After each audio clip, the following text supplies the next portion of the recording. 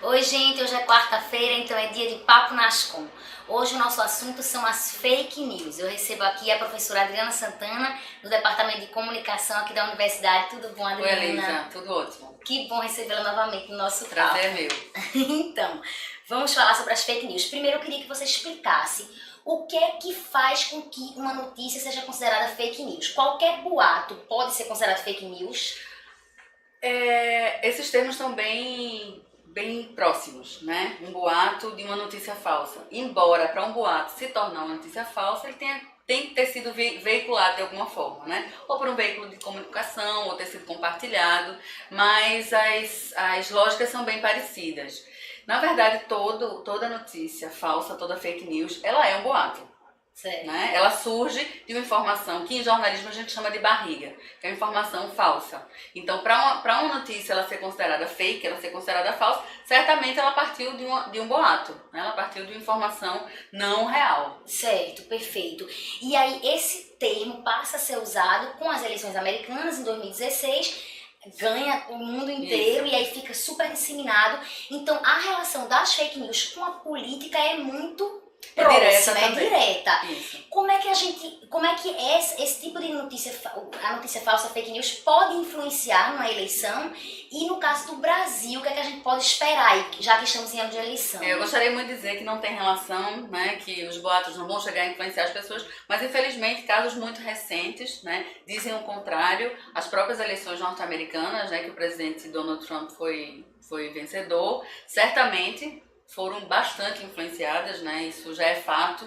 Houve realmente o uso extensivo e ostensivo de robôs, né, de perfis falsos, disseminando notícias negativas, embora um estudo do Massachusetts, é difícil falar, mas eu consigo, o Massachusetts Institute of Technology, o MIT, confirmou que, apesar de a gente acreditar numa força muito grande da tecnologia e da disseminação que existe, mas a origem de disseminação é muito mais humana do que tecnológica. Então, são as pessoas que tendem realmente a replicar essas informações não verdadeiras, né? Essas notícias falsas.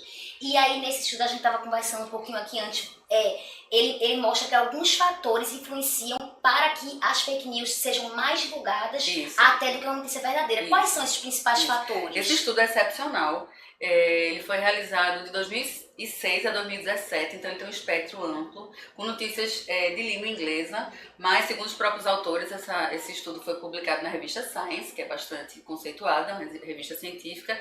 Esse estudo indica que a probabilidade de notícias falsas serem mais compartilhadas do que as verdadeiras por razões diversas.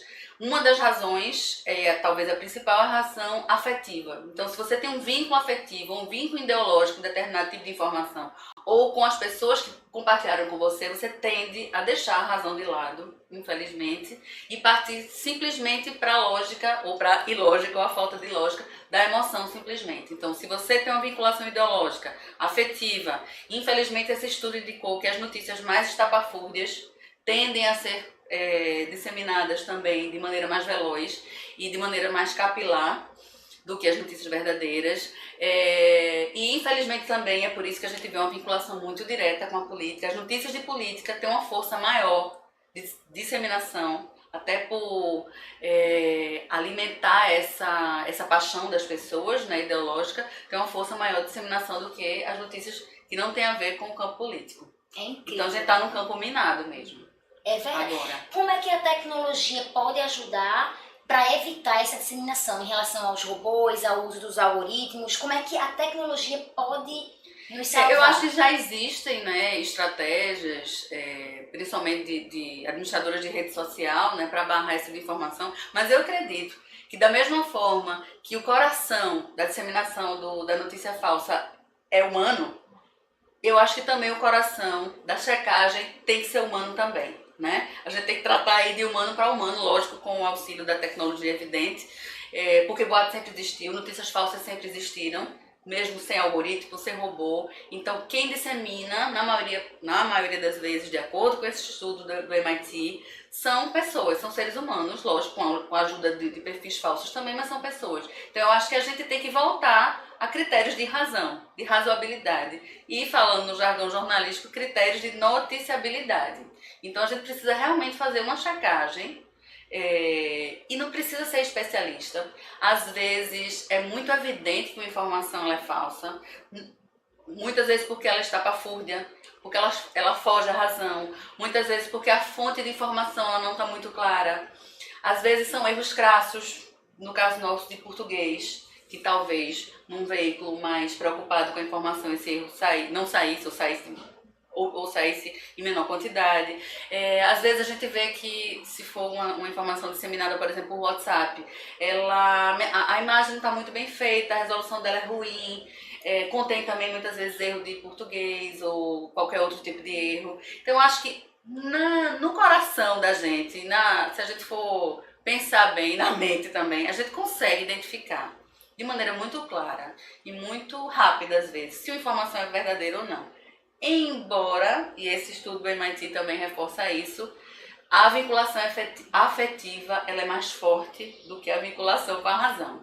Mas eu acho que se a gente se dedicar poucos segundos ou poucos minutos a pensar um pouquinho, vou procurar a origem dessa informação, quem está compartilhando, perguntar à pessoa, veio de onde essa informação, você confia?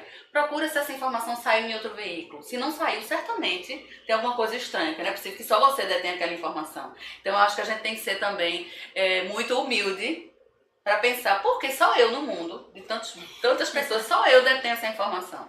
Então é muito interessante que a gente pense um pouco, reflita um pouco antes de dar vazão. E todos nós, todas e todos nós, somos passivos a disseminar notícia falsa. Porque a gente gente, corre sangue nas nossas veias. E a gente vai sentir vinculação com alguma coisa, seja ideológica, né? Seja afetiva, seja geográfica. Então, aconteceu um dia desse comigo, de eu compartilhar a informação, mas eu já estava tão obcecada com a história das fake news, que eu tirei do ar e a informação era correta.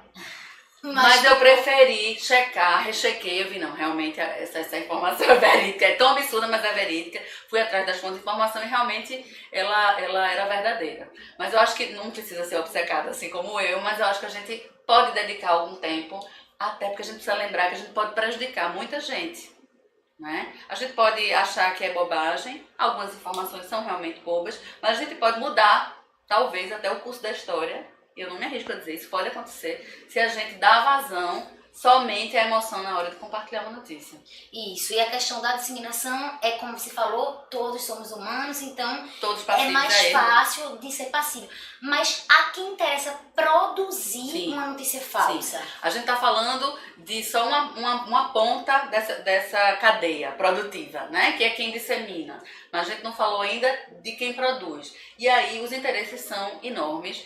E principalmente na área da política, né? Os robôs, os perfis fakes vão ser, e já estão sendo, na verdade, utilizados fortemente para conseguir arregimentar a simpatia das pessoas por determinados candidatos. E mais uma vez, independentemente de vinculação ideológica.